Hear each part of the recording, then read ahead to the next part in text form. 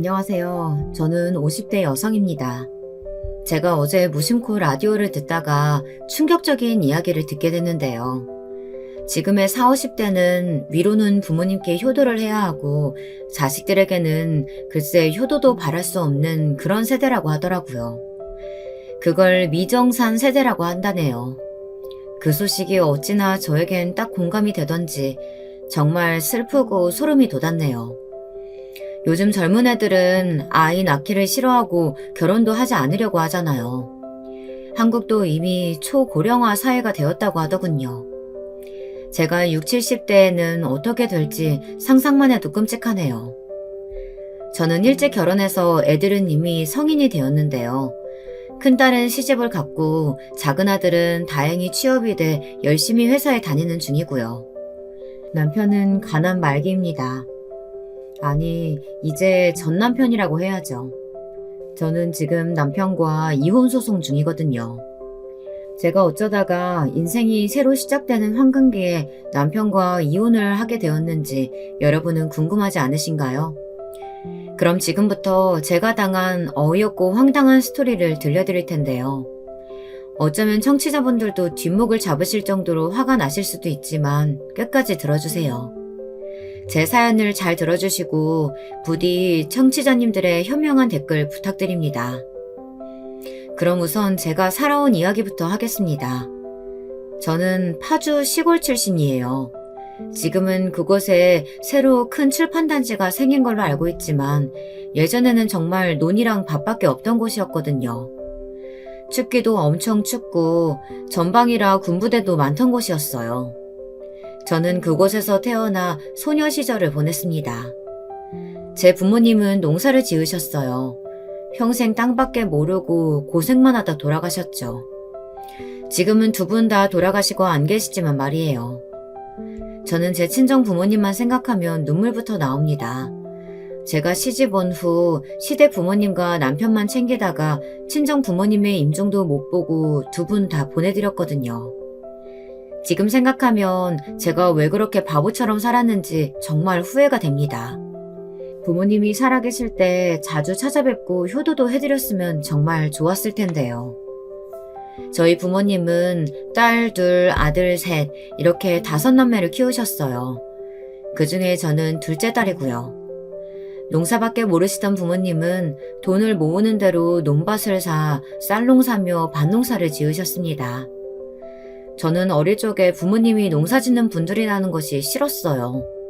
다른 친구 집 부모님들은 슈퍼도 하시고 정육점도 하시는데 왜 우리 엄마 아빠만 하루 종일 논밭에서 고생해야 하는 건지. 부모님이 농사를 지으신다는 이유로 어렸을 적 언니와 제가 집안일을 도맡아 했던 생각을 하면 지금도 몸소리가 쳐집니다. 하지만 오빠와 동생들은 남자라는 이유로 집안일은커녕 자기가 먹은 그릇조차 치우지 않았습니다. 저와 언니가 오빠 동생들은 왜 집안일을 하나도 안 하냐고 불평을 하면 아버지는 이런 말씀을 하셨습니다.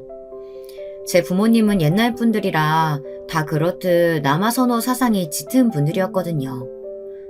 아버지, 왜 오빠한테는 설거지 안 시키고 맨날 나한테만 시켜요?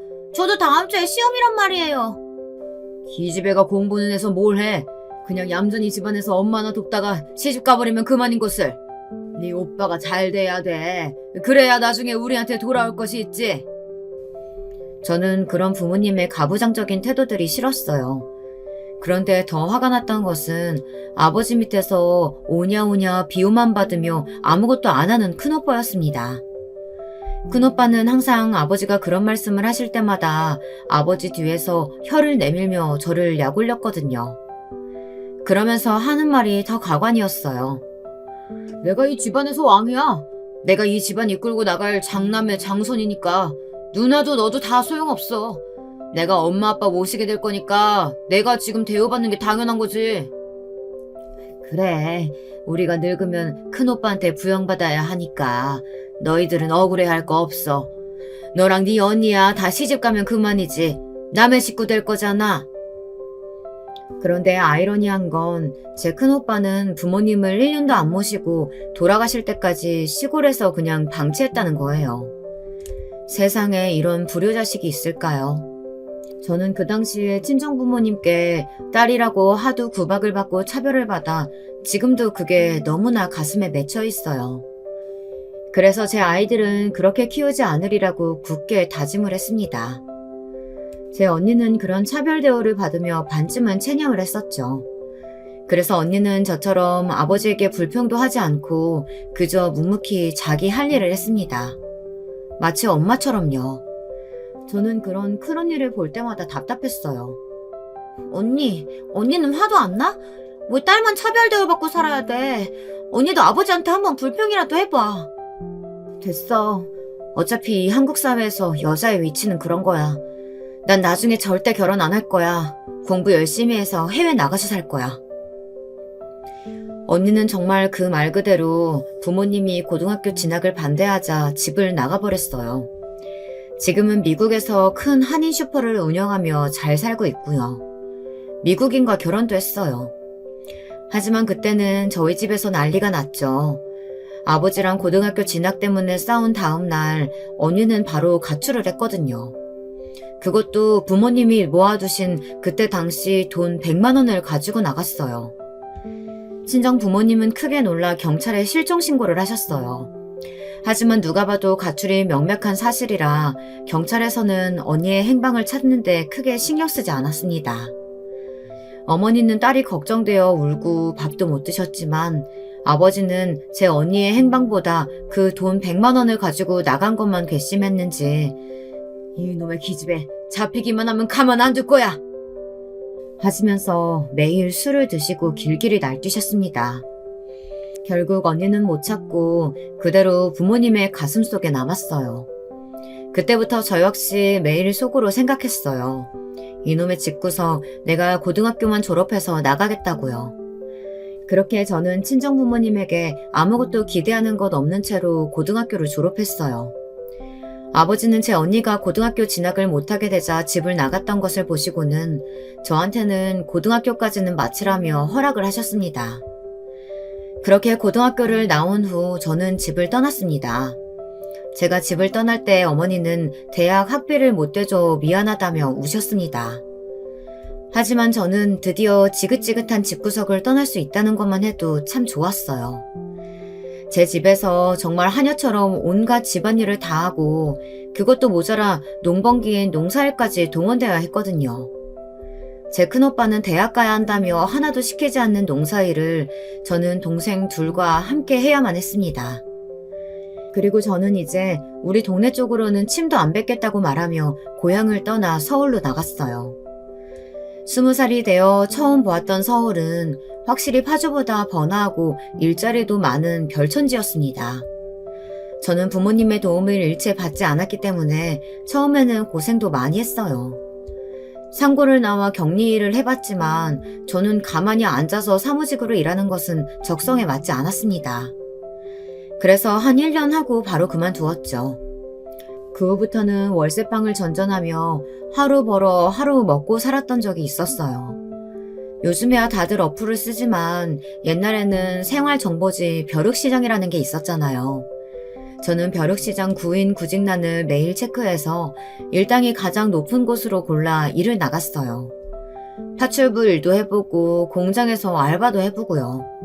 제일 많이 주는 건 아무래도 노가다 일이었는데요. 여자는 거의 써주질 않더라고요. 그러다가 저는 주방 설거지와 홀서빙 일이 의외로 돈을 많이 준다는 것을 알았습니다. 그래서 저는 22살에 시어머니가 운영하시는 식당에서 일을 하게 되었습니다. 시어머니는 서울 강남에서 큰 고깃집을 운영하고 계셨습니다. 시어머니의 식당은 처음엔 동네 작은 연탄 불고기집에서 시작되었어요.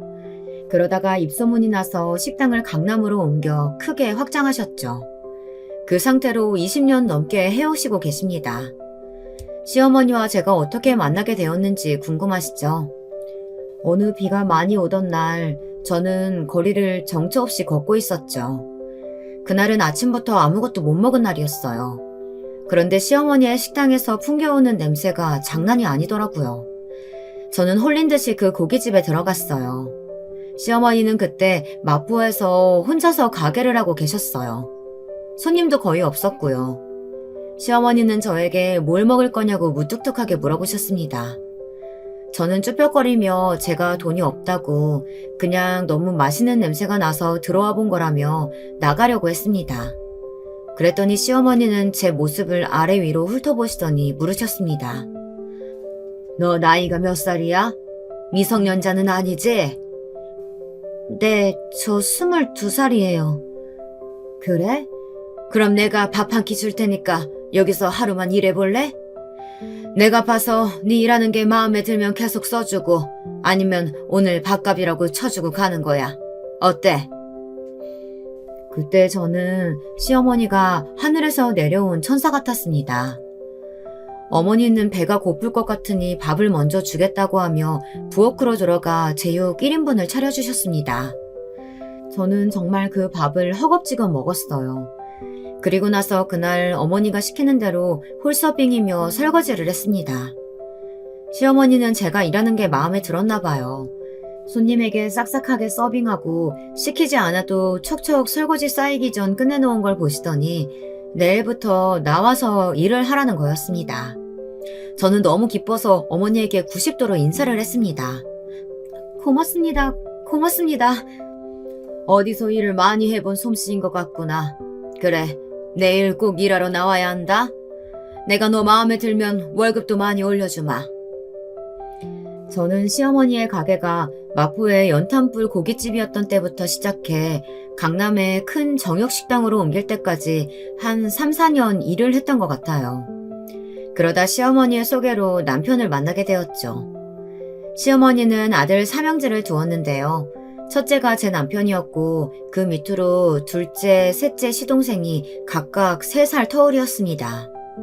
그때 남편은 고등학교 졸업 후 일이 없어 놀고 있다가 어머니의 식당에서 불판 및 고기 써는 담당을 하고 있었어요. 남편이 고기를 썰어주면 제가 손님상에 갖다 놓고 불판이 많이 쌓이면 남편이 나가서 닦아 채워주었습니다. 그러다 보니 시어머니는 제가 일하는 사람으로서 욕심이 났었나 봐요. 어느 날 고깃집 영업이 끝나고 제가 열심히 청소를 하고 있는데 시어머니가 가만히 다가와서 제게 넌지시 묻는 거였습니다. 난 네가 마음에 들어. 그러니까 우리 큰아들하고 결혼해서 우리 고깃집 네가 이어받을래?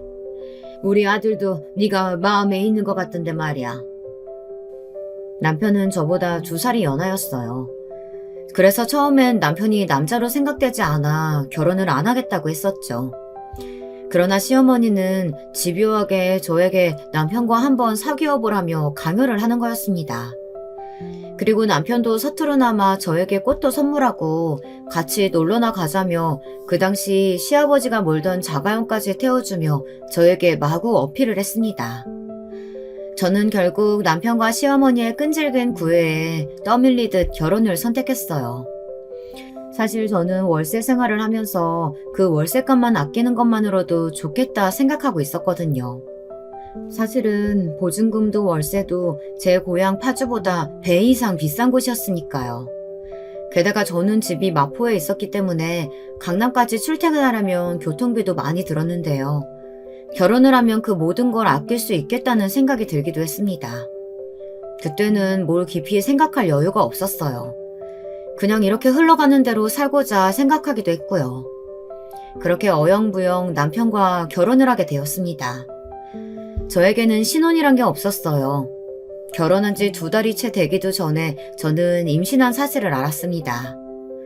초기에는 입덧도 있고 몸도 무겁고 힘이 들었어요. 그러나 시어머니는 옛날 사람들은 임신하고도 농사 다 하고 할 일 다 했다. 이러시면서 저에게 계속 식당에서 일하라 강요하셨죠. 저는 어쩔 수 없이 계속 시어머니가 시키는 대로 하다 뱃속에서 6개월이나 키웠던 첫 애를 유산하고 말았습니다. 그때는 저도 많이 놀라고 슬펐지만 저보다 남편이 더 놀랐던 것 같아요. 남편은 시어머니에게 화를 있는 대로 냈습니다. 엄마가 우리 여보한테 계속 일하라고 하지만 않았어도 뱃속에 아기가 유산되진 않았을 거예요. 이제 이 사람 식당 일 그만 시키세요. 제가 돈 더 벌 테니까 우리 와이프는 살림만 하게 할 거예요. 아니, 내가 뭘 그렇게 많이 시켰다고? 평소 하던 대로 서빙만 시키고 설거지는 못 무거울까봐 싶어 사람을 썼구만. 애가 몸이 약하네. 그게 내 탓은 아니잖니? 사실 저도 친정에서 농사일할 때 하도 친정부모님이 일을 많이 시켰기 때문에 힘들어도 힘들다는 말을 잘 못하기도 했어요. 미련하고 곰 같은 엄마를 만나 그렇게 허망하게 첫애를 떠나보내고 말았습니다. 그 이후 저는 죄책감에 밤마다 눈물을 흘리고 가끔 꿈에 태아가 보이기도 하는 등 신경이 많이 쇠약해졌습니다. 남편은 그런 저를 걱정해 더 이상 일을 하지 말라고 한 것이었어요. 남편은 저를 시어머니에게서 보호해준 셈이었습니다. 그때는 남편에게 고맙고 사랑하는 마음이 있을 때였어요. 하지만 제가 집에서 살림만 하는 동안 남편은 저 모르게 여자를 만나고 다닌 것이었어요. 저는 그런 줄은 꿈에도 모르고 집에서 애들만 키우기 바빴죠. 유산된 지 3개월이 안 돼서 저는 우리 딸을 임신했고 남편의 바람은 아마 그때부터 시작된 것 같습니다. 남편은 점점 식당 일을 핑계로 집에 들어오는 시간이 늦어졌거든요. 아기가 없을 때에는 남편과 함께 10시쯤 퇴근했어요. 10시가 넘으면 어차피 손님은 없다고 시어머니는 10시까지 딱 영업을 했거든요. 그런데 제가 집에서 독방 육아에 힘들어하고 있을 때였습니다. 남편은 점점 친구들을 만나 조금씩 늦는다더니 그게 새벽 2, 3시가 되는 것이었어요. 술에 취해 늦게 들어와서 씻지도 않고 잠이 드니 저는 애 보기도 힘든데 남편의 술 취한 뒤치다거리까지 해야만 했습니다. 사실 남편은 술을 너무 과하게 좋아하는 사람이었어요. 그런데 고깃집에서 일을 하며 술 마실 시간이 없으니까 그동안은 참았던 거였습니다. 그런데 제가 육아 때문에 집에만 있게 되자 남편은 남자, 여자 친구들까지 집에 데려와 3차까지 술 파티를 하는 것이었어요. 남편은 아무 관계도 아닌 그냥 술 친구라고 했지만 저는 그 꼴을 보기 싫어 그 밤중에 애를 데리고 밖에 나갔다가 남편의 친구들이 다 가고 나서 새벽 3, 4시에 들어온 적도 많았습니다. 제가 너무 마음에 안 들어하는 남편의 버릇이 또 한 가지 있었는데요. 남편은 주사가 굉장히 심했습니다. 술만 취하면 꼭 저와 강제로 관계를 하려고 했거든요. 저는 술 취한 사람은 딱 싫어하는 성격이에요. 그 이유는 친정아버지가 주사가 심하셨거든요. 그런데 남편은 꼭 저희 아버지가 술 마시고 들어오면 어머니한테 하듯이 저를 함부로 대했습니다. 제가 남편을 받아주지 않자 남편은 바람을 피우게 된 것인지도 모르겠어요. 꼭 술에만 취하면 강제로 부부 관계를 원했고 저는 그것을 칼같이 거절했습니다. 그러다 딱 한 번 남편이 술 취한 채가 아닌 기분이 좋을 정도로 마시고 들어왔을 때 둘째 아들이 생긴 거였습니다. 그 후부터 저는 남편과 각방을 썼습니다. 저는 애들만 데리고 안방에서 자고 남편은 혼자 컴퓨터방에서 잤습니다. 각방에는 다 이유가 있었어요. 남편은 다음날 일찍 고기를 사러 마장동 육류시장에 가야 했거든요. 그리고 술 마시고 들어온 남편은 온 안방이 울려대도록 코를 골았어요. 그럼 그 소리에 애들이 깨서 울었거든요. 그러면 저는 남편에게 짜증을 낼 수밖에 없었습니다. 제발 그놈의 술 좀 안 마실 수 없어? 당신 때문에 애들 다 깨서 울잖아. 그러니까 어쩌란 말이야. 아이 짜증나게. 내가 나가서 잔다. 나한테 술 마시지 말라는 거 나보고 죽으라는 거야 이 옆에 내야. 참나. 저는 절대 이해가 안 되는 게 술을 많이 마시는 인간이었어요. 숙취로 머리도 아프고 토하기도 하고 먹으면 개가 되는 술을 뭐가 좋다고 마셔내는 걸까요? 그냥 잠이 안 와서 한두 잔 마시는 거면 말리지는 않아요. 그런데 꼭 정신을 잃을 정도로 마셔대고 취해서 들어오니까 그게 싫다는 겁니다. 제가 남편에게 잔소리를 하면 남편은 꼭 제게 막말을 하며 다른 방에 가서 잤습니다. 그 후로부터 전 남편에게 기대하는 게 없어졌어요. 그저 애들만 보고 이혼하지 않고 이 남자와 살고 있었습니다. 그러던 어느 날 시어머니에게 전화가 왔습니다. 그때 저는 아들을 아직 어려 수유를 하느라 밤에 잠을 못 잤거든요. 그리고 항상 낮에 자고 있었어요. 그 단잠을 깨우시는 것이 바로 시어머니의 호출이었어요. 새아가냐? 오늘 단체 손님 와서 네가 서빙 일 좀 해줘야 할 것 같은데 오늘 나와가지고 서빙 좀 해라. 한 2-3시간 바쁠 때만 나와서 하는 거니까 애들은 가게 옆에 방 있잖니? 거기다가 재워두고 일 좀 해. 어머니 정말 죄송한데요. 저희 아들 아직 모유수유 중이에요. 조금만 전 안 물리면 저 몸살 나요. 그리고 낯선 데 가면 저희 애들 예민해서 잠 못 자요. 다른 사람 구해보시면 안 될까요? 아니 얘가?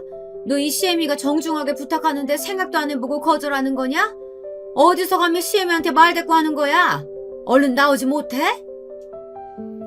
시어머니는 그전까지는 저한테 막말을 하거나 힘들게 하신 적은 없었는데 저는 처음으로 시어머니가 제게 화를 내신 걸 보고 너무 놀랐습니다. 그리고 당연히 짜증도 났죠. 남편도 저를 못살게 구는데 시어머니까지 저러시니 너무 힘이 들었어요. 제 처지가 우울하기도 했고요. 하지만 결국 저는 억지로 애들을 유모차에 싣고 시어머니가 시키는 대로 서빙을 하러 식당으로 나갈 수밖에 없었어요. 왜 그랬냐고요? 시어머니가 저희 친정에 전화를 걸어 친정엄마에게 막말을 퍼부으셨다는 것이었습니다. 아니 사부인, 도대체 딸 교육을 어떻게 시킨 거예요? 대개 딸이 시애미가 뭘 시켰는데 글쎄 애들 어리다는 핑계로 대고 일을 돕지도 않는 거예요. 이게 말이나 된다고 생각하세요? 도대체 가정교육을 어떻게 시켰길래 애가 이렇게 말을 안 듣는 거냐고요? 아이고 사부인 죄송합니다. 걔가 몸이 좀 힘들어서 그러는가 본데 제가 전화해서 단단히 교육시켜 놓겠습니다. 여러분 이런 시어머니 보셨나요? 말끝마다 친정에서 배운 게 없네. 친정 부모가 가르친 게 없어서 개념이 없네. 이렇게 말하는 못된 시어머니는 드라마에서나 나오는 줄 알았거든요. 그런데 바로 제 시어머니가 그런 사람일 줄은 전 꿈에도 몰랐어요. 당연히 우리 친정엄마는 저한테 전화해 결혼한 지 얼마 되지도 않았는데 시어머니 말을 들어야 한다며 저를 혼내셨고요. 저는 울며 겨자 먹기로 시어머니 말씀에 따를 수밖에 없었습니다. 어머니가 시어머니가 아닌 사장님이었을 때는 그래도 저한테 잘해주셨어요. 비록 좀 말은 툭툭 던지고 무뚝뚝하셨지만 마음만은 따뜻한 사장님이셨어요. 그런데 시어머니가 되자마자 막장 드라마의 못된 캐릭터가 되어버리는 이 사실, 여러분들은 이해가 가시나요? 처음 시어머니의 본성을 본 날 저는 정말 소름이 끼쳤어요. 기본적으로 가족이 되면 좀 더 잘해줘야죠. 이건 알바 쓰기 아까우니까 저를 공짜로 부려먹겠다고 하는 거랑 뭐가 다르겠어요. 시어머니가 점점 저를 막대하자 저는 남편과의 결혼 생활 자체에 회의감이 들었습니다. 그런데 이건 시작에 불과한 것이었어요. 저는 앞으로 더 최악인 날이 닥쳐올 줄 꿈에도 몰랐습니다. 제가 깜빡 잊고 시동생에 대한 이야기를 안 했는데요. 제 시동생들은 제가 결혼해서 애 둘을 낳았을 때 둘 다 총각이었어요. 둘째 동생은 막 레지던트가 된 여자친구를 사귀고 있었는데 그 여자가 나중에 제 동서가 됐거든요. 근데 이 동서는 정말 자기 혼자 잘난 여자였어요. 그리고 막내 시동생은 대학생이었습니다. 막내 시동생은 그래도 제가 시집살이 당하고 있으면 시어머니에게 제발 그러지 말라며 제 편을 들어주기도 했었어요. 그래서 저는 나중에 막내 시동생을 좀 챙겨줬습니다. 시동생이 결혼할 때 선물로 냉장고를 해주었거든요. 막내 시동생은 고마워했지만 문제는 그 막내 동서가 될 여자였어요. 막내 동서는 입을 삐죽거리며 이렇게 말하는 게 아니겠어요? 아, 이거 아울렛 제품이랑 백화점권 부품부터가 다른데. 형님, 제가 형님 되실 거라서 높아심에 얘기하는 건데요. 하이마트 제품은 사지 마세요. 좋은 건 다 백화점에 있어요. 선물을 주시려면 좀 좋은 거를 주시지. 아, 역시 가난한 사람은 보는 눈이 없나 봐. 저는 막내 동서의 비꼬는 말을 듣고 정말 어이가 없었습니다. 시동생이 예뻐서 큰맘 먹고 100만 원이 넘는 냉장고를 선물로 줬는데 막내 동서는 하나도 고마운 기색도 없고 고맙다는 소리도 안 하는 거였습니다. 저는 화가 나서 이걸 반품해버릴까 생각도 했는데 그냥 시동생을 봐서 참았거든요. 그런데 동서들은 아주 제 신경을 건드리고 싸가지가 없긴 마찬가지였어요. 제 큰동서는 레지던트 2년차에 시동생과 결혼을 했는데요. 그때 시어머니는 아주 한바구음을 지으셨어요. 우리 집에 의사 며느리가 들어왔다면서 이제 본인도 친구들에게 자랑거리가 생겼다는 것이었습니다. 그러면서 저에게 이런 말씀을 하셨습니다. 네가 형님이긴 해도 쟤보다는 덜 배웠을 거 아니냐. 그러니까 동서라고 까이보지 말고 옳은 말 하면 경청해야 한다. 알았니?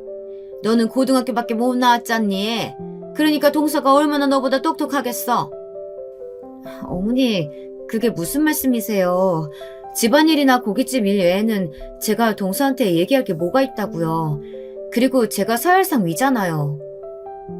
그러나 시어머니는 제 말은 들은 척도 안 하고 새로 들어온 의사 며느리에게만 친한 척하며 옆에서 이것저것 챙겨주는 것이었어요. 동서는 시어머니와 제 이야기를 듣더니 의미심장한 미소를 지으며 당장 저를 얕잡아보는 말투로 말했습니다. 아, 형님은 고등학교만 나왔구나? 수준 떨어져서. 어머니 걱정 마세요. 저 형님이랑 별로 말 섞을 시간도 없을 것 같고요. 그럴 수준이 못 되는 사람이랑 저 친하게 지낼 생각 없어요. 그래. 얘는 우리 식당 서빙만 하려고 들어왔던 애니까 넌 신경 쓸 거 없다. 너는 의사니까 우리 아들 잘 좀 부탁한다. 저는 지금도 시어머니보다 큰 동서가 더 얄밉고 싫습니다. 이렇게 인성에 문제 있는 여자가 의사가 되면 안 되는 거 아닌가요?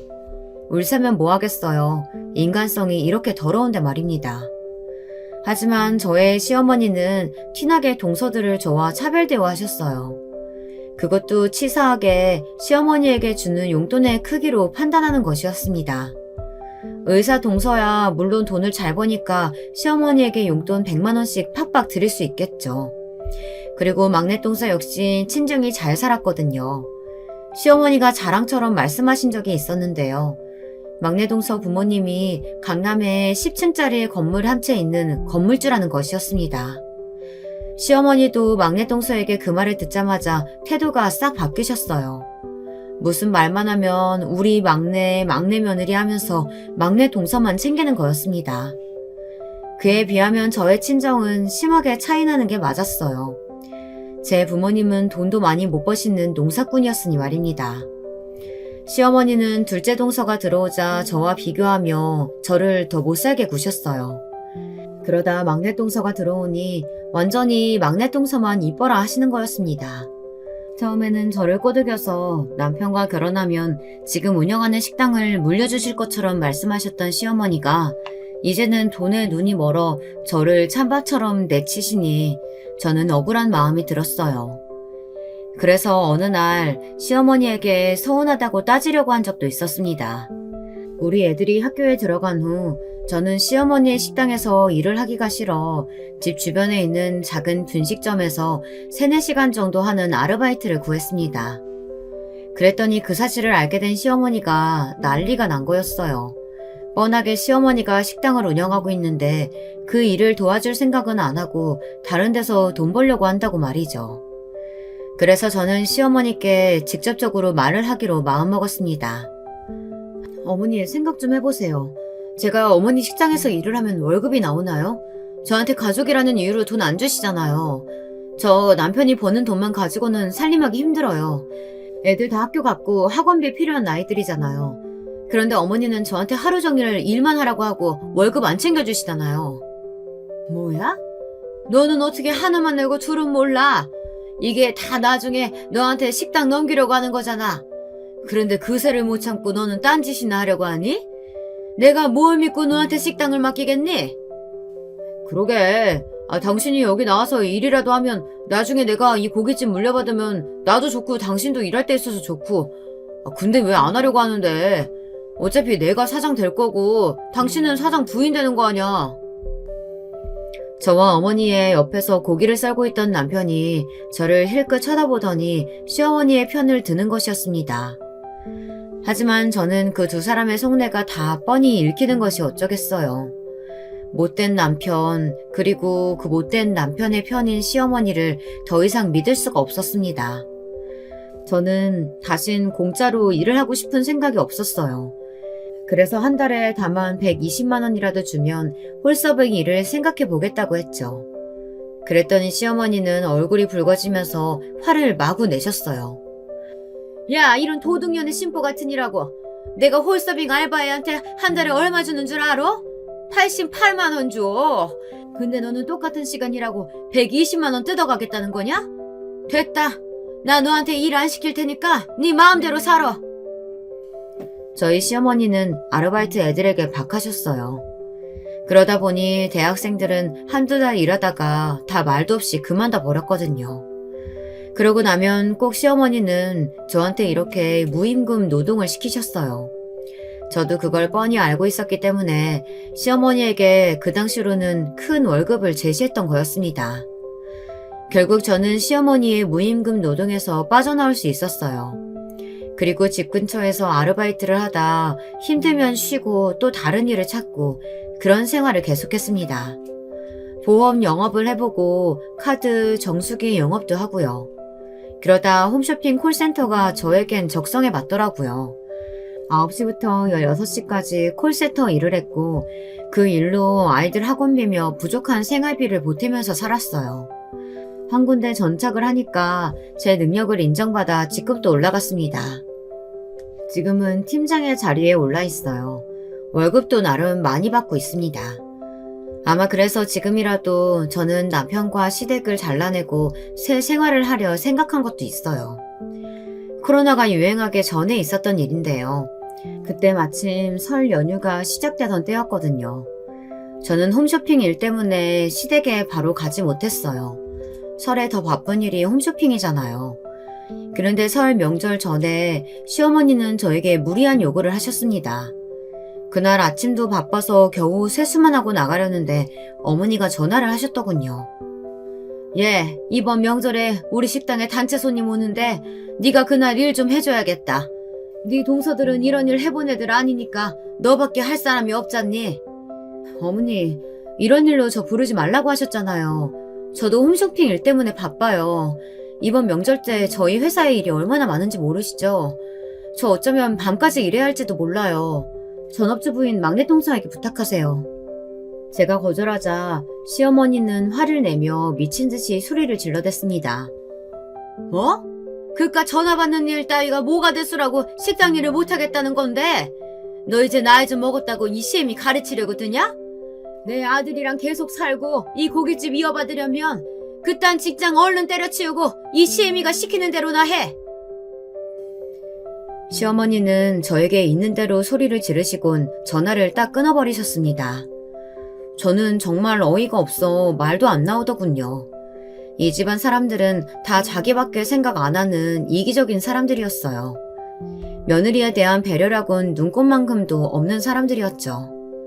저는 이때부터 이혼을 결심하고 준비해왔던 것입니다. 제가 이혼을 생각하게 된 두 번째 이유는 또 바로 있었습니다. 남편은 20년 넘게 한결같이 술을 매일 먹었고 바람도 피우고 있었거든요. 정말 인간 고쳐 쓰는 게 아니라고 하더니 그 말이 딱 맞았어요. 저는 그래도 애들을 생각해서 애들이 다 독립하고 나면 이혼해야지 하고 참고 살았습니다. 그런데 애들이 좀 크니까 오히려 저한테 아빠랑 왜 사느냐고 이혼을 권하더라고요. 우리 딸도 제 모습을 보는 게 너무 답답했다고 나중에야 말을 하더군요. 결혼을 하기도 전에 아빠에 대한 부정적인 모습만 보고 살았으니까요. 제 딸은 사실 결혼하고 싶지가 않았다고 했습니다. 하지만 저는 그런 딸의 마음을 그저 사춘기 아이의 반항이라고 생각했어요. 딸이 시집을 가기 전 저희 집에 와서 저하고 같이 잔 적이 있었는데요. 딸의 그 말을 듣고 저는 그의 손을 잡고 엉엉 울었습니다. 엄마, 이제라도 새 인생 살아요. 저도 아빠가 얼마나 우리 가정에 소홀하고 많은 여자들 만나고 다녔는지 다 알게 됐어요. 저 그 사실 알게 된 지 오래됐어요. 하지만 그때는 제가 아빠를 성토하고 비난하기는 무서웠어요. 친할머니도 아빠 편이잖아요. 그래서 아무 말도 못했어요. 미안해요, 엄마. 아니다. 네가 미안할 게 뭐가 있어. 잘못한 건 네 아버지인데. 이 엄마도 몇 번이나 네 아빠랑 이혼할 마음 먹었었는데 그때마다 너희들이 눈에 밟혀 못했던 거야. 나는 다행히 아빠랑 다르게 가정적인 남자 만나서 잘 살 거니까 엄마도 새 인생 사세요. 정말 그랬으면 좋겠어요. 딸은 제 손을 잡고 눈물을 흘렸습니다. 그때부터 저는 남편의 바람피운 증거를 잡기 시작했어요. 남편은 상간녀를 만나는 것을 저에게 비밀로 했다고 생각했지만 저는 그 상간녀 이름도 알고 어디 사는지도 알았거든요. 그 여자는 바로 남편의 오랜 술친구라는 년이었어요. 제 아이들이 어릴 때부터 남편은 그년을 그저 여자 사람 친구다라고 저에게 소개했었는데요. 저는 당연하게도 그 말을 안 믿었거든요. 세상 어느 누가 여사친이랑 모텔도 가고 새벽 3시까지 술 먹고 한답니까? 저는 남편의 씀씀이가 너무 크길래 남편 몰래 카드 내역서를 본 적이 있거든요. 그랬더니 그 짓을 하고 있더라고요. 제가 애들 육아에 치여있을 때 단란주점 가서 더럽게 놀고 그년과 함께 별 더러운 짓들을 다 했을 거라는 생각만으로도 저는 남편이 더럽고 역겹게 느껴지더군요. 하지만 저는 결혼 생활 내내 그 연년들의 꼴을 보고도 참았습니다. 아이들에게 상처 주기 싫어서요. 하지만 이제는 이혼을 해야 할 때라는 느낌이 강하게 들더군요. 딸까지 저렇게 말하니 남편은 이미 남편으로서 애들 아빠로서 믿음은커녕 아무런 가치 있는 존재도 아니란 것이 증명되었으니까요. 저는 애들을 위해서도 제 자신이 똑바로 서야 한다고 생각했습니다. 그래서 이번에는 명절 전날 시어머니의 식당에 갔어요. 굳게 마음을 먹고 갔죠. 시어머니는 제가 올 줄 알았다고 코도 숨치며 저에게 말씀하시더군요. 그래, 니까 년이 네 시애미 말 거역할 수 있을 것 같냐? 일하러 왔으니까 얼른 앞치마부터 하고 주문부터 받아. 시어머니는 제게 앞치마를 던져주며 저를 능멸하시더군요. 그래서 저는 시어머니 앞에 도로 앞치마를 던져버렸어요. 그리고 시어머니를 똑바로 쳐다보며 소리쳤죠. 어머니, 한 번만 말할게요. 잘 들으세요. 저 이제 당신 아들이랑 안 살아요. 애들도 다 컸고 이젠 내 인생 찾아서 이 집안이랑 인연 끊을 거니까 그렇게 아세요. 뭐야? 네가 감히 어디서 이 시미한테 망발이야? 너 친정에서 그렇게밖에 못 배웠어? 뭐 잘못 먹고 미친 거 아니니? 저는 이 집 하녀가 아니에요. 그리고 이제까지 말하고 싶었는데 어머니가 저만 동서들과 차별하고 막내또서만 특별 대우해주는 거 제가 모를 줄 아셨어요? 그렇게 저 20년을 참았어요. 더 이상 못 참아요. 말 나온 김에 하나 물어볼게요. 왜 저만 그렇게 식당에서 무임금 노동 시키신 거예요? 그건 네가 알아서 뭐 하려고 그래? 이 싸가지 없는 년아. 그래, 내가 너한테만 일 시킨 건 사실이다. 왜 그랬는지 아니? 네 둘째 동서랑 막내 동서는 이 시애미한테 다들 달마다 100만 원씩 주더라. 그래서 네가 준 용돈 30만 원 따위는 내가 간에 기별도 안 가더라고. 그래서 이제껏 너한테 100만 원어치 몸으로 때우라고 한 거야. 뭐 내가 잘못하기라도 했냐? 이기적이고 돈 욕심만 덕지덕지 붙은 팥쥐 엄마 같은 시어머니를 제가 왜 믿고 살았는지 모르겠어요. 저는 너무나도 화가 나고 황당했어요. 그럼 그 동서란 것들은 제 노동력 대신 돈으로 떼어온 거나 마찬가지잖아요. 그동안 저 혼자 이리저리 뺑이 친 것을 생각하니 도저히 참을 수가 없었습니다. 저는 분노로 부들부들 떨다 겨우 시어머니에게 빽 소리를 질렀어요. 이제 어머니 전화 와도 안 받을 거니까 다시는 연락하지 마세요. 되게 병신 같은 아들 병수발이나 들면서 노후 보내시게 되겠네요. 그거 참 쌤통이네. 그리고 행여 우리 애들 얼굴 볼 생각도 하지 말아요. 우리 아들 딸들도 자기 아빠라는 인간이 얼마나 개같은 인간인지 다 알고 있으니까요.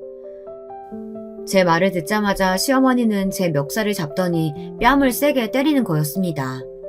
저는 식당 바닥에 쓰러졌고 고깃집에 있던 손님들은 상황을 지켜보다 도저히 안 되겠던지 제 시어머니를 막아서고 팔을 잡아 말렸습니다.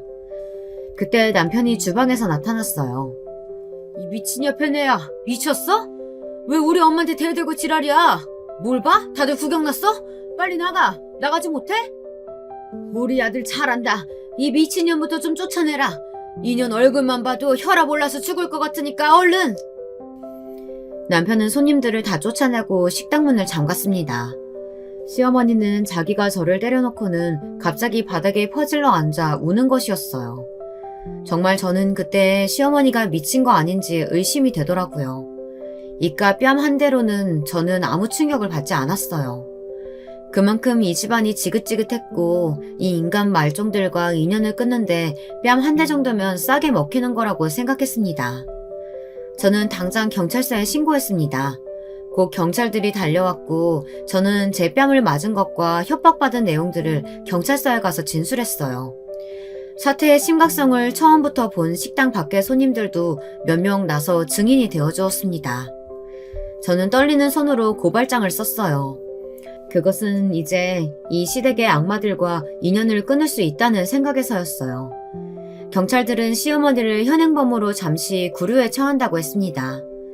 저는 집에 와서 남편의 여행 가방을 찾아 옷 등 간단한 짐만 싸 밖에 내놓았습니다. 남편은 그날 새벽에도 술을 먹고 집에 들어오려다가 제가 현관 비번을 바꿔버린 것을 알았어요. 남편은 술에 취한 채 고래고래 소리를 질렀습니다. 너 지금 복수하는 거야? 내가 너 말고 딴 여자 좀 만났다고 나한테 이러는 거야? 아니면 내가 죽을 뻔 걸리니까 이제 와서 내 수발 들기 싫어서 이러는 거냐? 하지만 저는 아무 말도 하지 않았습니다. 이 인간을 집에 들였다가는 제가 위험에 처할지도 모르겠다는 두려움에서였어요. 남편이 한번 술에 취해서 눈이 돌면 무슨 짓을 할지 몰랐습니다. 고기 써는 일을 하는 남편은 아주 칼을 잘 다루거든요. 저는 문 뒤에서 남편에게 소리쳤습니다. 동네 시끄러우니까 문 앞에 둔 가방 가지고 얼른 니네 집으로 가. 시어머니랑 아주 잘 먹고 잘 살면 되겠네. 너랑 죽고 못 살다던 그년 집에 가도 되고. 우린 이제 끝이야. 그러니까 이 집에 다시는 오지 마. 나 다시는 찾지도 말고. 애들이 다 독립해서 집을 떠난 후에 남편의 이름이었던 아파트를 처분했고 저는 따로 집을 얻어 살려고 계속 전세 생활을 전전했거든요. 그래서 생각보다 남편과 나눌 재산 같은 건 없었어요. 그래서 저는 일단 그 사람을 내쫓고 이혼 소송을 생각해보고자 했던 거죠. 남편은 혀짧은 소리로 계속 협박을 하다가 작전을 바꾸기로 했는지 문을 탕탕 두드리며 저한테 싹싹 빌더군요. 상간녀를 정리하고 올 테니 자기가 죽을 때까지 함께 하자고요. 그런데 제가 미쳤습니까? 가난 말기이면서도 술을 끊지도 못하고 여전히 계집질에 문란한 생활을 하는 그 사람을 뭘 믿고 제가 병수발을 들겠어요. 남편은 사실 50세가 되기도 전에 간성 혼수로 몇 번 병원 신세를 졌었어요. 30년을 술을 먹었으니 간이 어떻게 버텨내겠습니까?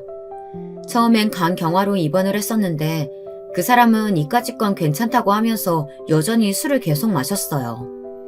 저는 잔소리를 하다 안 되니 그냥 포기를 해버렸던 거고요.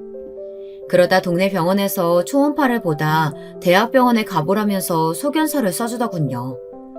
그래서 서울대학교 병원에 갔죠. 거기서 남편은 이제 6개월밖에 못 산다고 이미 수술을 할 수 없을 만큼 전체 장기에 전이가 됐다고 하더군요. 저는 일단 시어머니에게 알리고 간이식을 받아보라고 했었습니다. 하지만 남편은 늙으신 시어머니가 걱정된다면서 알리지 말라고 저에게 통 사정을 하더군요. 그런데 이번에 그런 일이 터졌던 겁니다. 나중에 시어머니는 남편이 간암에 걸렸다는 것을 알게 되자 충격이 커서 기절을 하셨습니다. 그래서 시어머니의 식당은 장기 휴업에 들어가고 말았습니다. 구급차에 실려가신 시어머니는 뇌졸중이라는 병명을 얻었습니다. 그동안 식당 일하면서 불규칙하게 사시고 밤 늦게까지 일하면서 야식으로 먹은 고기와 술이 문제였던 거죠. 그리고 시어머니는 혈압도 아주 높았거든요. 남편은 이런 일이 일어난 게 모두 저 때문이라며 책임을 지라고 저에게 소리를 지르며 삿대질을 하더군요. 하지만 저는 이젠 우리는 남남이라고 못을 박았습니다. 이제 당신도 내 남편 아니고 어머니 역시 내가 책임질 필요 없는 거야. 난 지금 내놓은 집 팔리는 대로 필리핀으로 이민 가기로 했어. 그러니까 나 찾지 마. 다시는 당신 얼굴 보기도 역겨워. 싫어. 너 이렇게 독한 여자였냐? 우리 엄마는 그렇다고 쳐. 내가 불쌍하지도 않냐고. 나도 살 날 얼마 남지도 않았는데 이렇게 떠날 거야? 남편은 얼마 안 남은 시간을 좋은 것만 보고 살아도 모자랄 판에 제가 이혼을 하자고 대든다고 모든 것을 제 탓으로 돌렸습니다. 여러분 정말 어이없지 않나요? 술을 먹고 계집질한 것은 다 자기 선택이잖아요. 그래서 하나님이 벌을 내려 병을 준 건데 왜 그게 제 탓이 되는 건가요? 저는 이렇게 지옥 같았던 결혼 생활 30년을 끝냈습니다. 그 후 시댁 사람들은 어떻게 되었느냐고요? 시어머니는 뇌졸중으로 반신마비가 되어 의사 동서의 도움을 받았지만 아직 거동이 불편한 상태예요. 그리고 남편은 상간녀에게 버림당하고 어머니 식당에서 일하며 암투병을 하고 있습니다. 이제는 살도 모두 빠져 완전히 다른 사람이 되었다고 딸이 말해주더군요. 그 사람은 시어머니가 반신마비로 은퇴하는 바람에 고깃집 사장이 되긴 했지만 언제 죽을지 모르는 상태입니다. 이런 답없는 시댁에서 저는 탈출하길 정말 잘했다는 생각이 드네요. 요즘은 필리핀이란 나라의 이민에 대해 알아보고 있습니다. 아들은 제가 그곳으로 가면 엄마를 어떻게 보냐고 하며 섭섭해했지만 저는 네가 시간 내서 놀러 오면 되지 라고 말해줬어요. 어차피 그 애도 이제는 자기 삶을 찾아야 될 나이고요. 없는 게 훨씬 나은 아버지와의 인연을 끊겠다고 하더군요. 그리고 딸과 사이 역시 자기가 애들 낳으면 필리핀에 데리고 놀러 오겠다 하며 제 새 출발을 응원하고 축하해 주었습니다. 제가 이민을 가면 일은 어떻게 하냐고요? 요즘에는 재택근무라는 제도도 있어서 저는 팀장 일을 그쪽 사람들과 화상회의하면서 하기로 회사와 합의를 했어요. 정말 편리한 세상이 아닐 수 없습니다. 그리고 필리핀에서도 제가 다니는 홈쇼핑 회사에 지사를 내려고 준비 중에 있는데요. 저한테 그쪽 일을 맡기면서 능력에 따라 팀장에서 이사 대우도 해주겠다고 하더군요. 여러분, 제 파란만장한 시댁 탈출기를 어떻게 들으셨는지 궁금하네요. 저는 지금부터 제 2의 인생 시작이라고 생각하려고 합니다. 비록 결혼은 거지 같은 남편과 못된 시어머니를 만나 힘들게 끊어냈지만 앞으로 나아갈 인생은 긍정적으로 살려고 노력할 생각입니다. 저는 다시는 결혼하지 않을 생각이에요. 혼자가 좋기도 하고 동네 할머니들 말 맞다나 남자들은 다 그놈이 그놈 같으니까요. 혹시나 필리핀에 가서 제 인연이 나타난다면 모르지만 지금은 절대 남자는 만나고 싶지 않습니다. 제가 드릴 이야기는 여기서 끝입니다. 쌀쌀한 밤 공기에 감기 조심하시고요. 긴 글 읽어주셔서 감사합니다. 안녕하세요. 인천에 살고 있는 워킹맘입니다. 사연 채널 듣다 보면 저처럼 힘든 시기를 겪은 분들이 많은 것 같아 위안이 되는데요. 저 역시 그런 시기가 있었답니다. 다름 아닌 시댁 때문인데요. 시댁, 정말 옛날에는 말만 들어도 몸이 떨릴 정도로 징그럽고 싫었답니다. 시어머니가 문제였는데요. 시어머니는 저의 존재를 무척이나 탐탁지 않게 여겼습니다. 제가 시댁 문턱을 넘기 전에도 저를 한 식구로 들일지 말지에 대해 시아버지와 이야기하시며 꽤나 마음고생을 시키셨죠. 남편이 중내, 사내, 만에 하여 어쩔 수 없이 결혼을 허락하시면서도 이건 널 봐서가 아니고 내 아들 진섭이 때문이다. 진섭이를 봐서 허락해주는 거니 잘해라. 네, 알겠습니다. 이런 말씀을 하시곤 했습니다. 그때야 호랑이보다 무서운 시어머니였으니 찍소리 못하고 고개를 끄덕거렸지만 남편은 그저 좋다며 눈치 없이 콧노래를 흥얼거렸습니다. 이제 됐어. 우리 결혼할 수 있게 됐다고. 자기야, 나 꼭 꿈꾸는 것 같아. 이거 꿈 아니지? 아니, 근데 나 결혼하고 시댁살이 당하고 그러는 거 아니겠지? 정말 자기 말대로 결혼하면 시댁 따로 우리 따로 사는 거 맞지? 아, 그럼 당연하지. 우리 엄마가 처음에만 저렇게 며느리 기 잡는다고 일부러 센 척 하시는 거야. 결혼하면 잘 대해주실걸? 그 당시 사랑이라는 것 앞에 저는 판단력이 잠시 흐렸던 것 같습니다. 결혼 직전부터 절 반대하시는 시부모님이었지만 결혼하고 한 식구가 되면 며느리 대접을 받을 수 있을 거라고 생각했으니까요. 허나 시부모님, 특히 시어머니는 며느리 대접은커녕 사람 대접도 안 해주실 때가 많았습니다. 마치 저를 지능이 모자란 사람 대하듯 그렇게 여기실 때가 많았죠. 당시 시부모님은 저희 집에서 1시간 정도 떨어진 거리에 살고 계셨는데요. 그쪽이 거의 시골 마을이라 논밭이 펼쳐져 있고 시부모님은 그곳에서 논일, 밭일 하시며 지내고 계셨어요. 그런데 제가 갈 때마다 일을 시키시던 시어머니는 무슨 실수만 하면 사람을 잡아먹을 듯 구셨습니다. 야, 너는 내가 몇 번을 말했는데도 또 실수를 하는 게야. 장독대를 그리 닦으면 어떡해? 아, 어머님, 저는 알려주신 대로 했는데. 그러니 내가 너보고 모자르다고 하는 거다. 이 모자른 건 걔도 너보단 낫겠다. 하나를 알려주면 익히는 걸 뭘 어렵다고. 죄송해요, 어머님. 제가 어머님 앞이라 긴장도 되고 하는 일들이 처음이라. 아유, 됐다. 변명은 무슨. 가서 밥이나 안 쳐라. 다음부터 널 시키나 봐라, 내가. 며느리를 걔보다 못하다며 혀를 끌끌 차시는 시어머니. 여기서 끝나면 다행이었죠. 어떤 날은 명절이랍시고 선물을 바리바리 싸들고 갔더니 표정이 초입부터 구겨주시는 겁니다. 심지어 선물은 포장도 뜯지 않은 채 구석에 치워두시고요. 결국엔 제가 조심스레 물을 수밖에 없었어요. 저 어머님, 좋아하시는 것들이라 해서 사왔는데 마음에 안 드세요? 그러니까 엄마, 저번에 이 화장품 갖고 싶다 했잖아요. 그래서 샀는데 별로야? 너는 씀씀이도 참 예쁘다. 이걸 설마 제값 주고 다 사온 게야? 아이고, 벌써부터 이래서야 원. 네? 아마도 뒷말은 여러분들께서 더 잘하시리라 생각됩니다. 자기 아들이 벌어온 돈 함부로 썼다는 거였죠. 얼마나 서럽던지. 나름대로 시부모님에게 잘 보이고 싶어 한 행동이었는데 그렇게 말씀하시니 저도 할 말이 없더라고요. 그 후로부턴 시댁에 그런 노력들을 애써 하지 않았습니다. 무엇을 해도 욕을 먹을 바에야 아무 행동도 하지 않는 게 나았으니까요.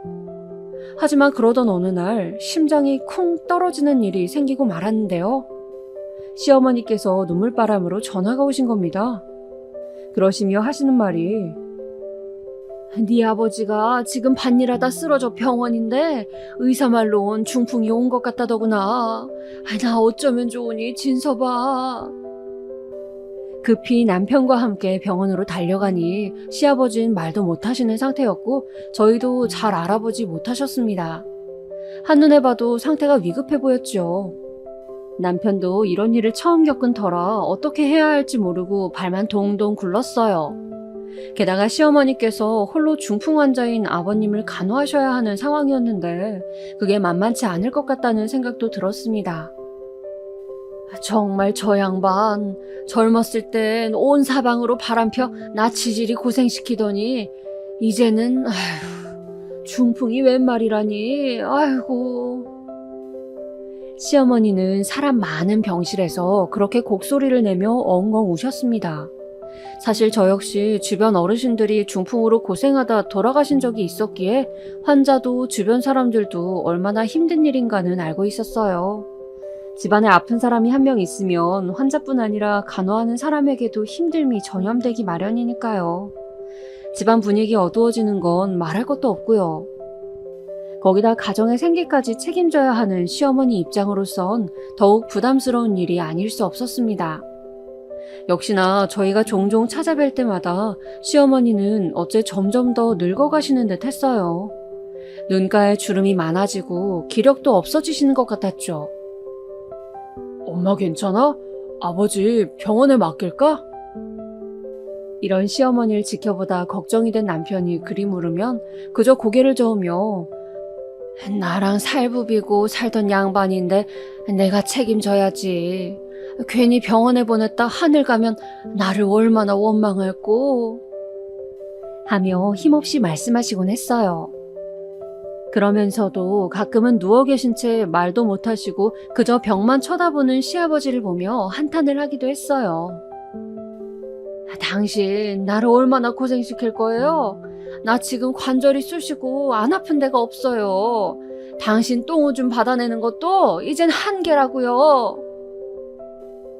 그런 시어머니가 안쓰럽게 여겨지지 않았다면 거짓말이에요.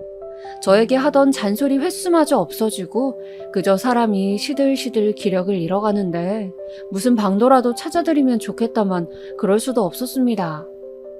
남편은 남편대로 그저 자기 엄마 원하는 대로 냅두자고 하고요.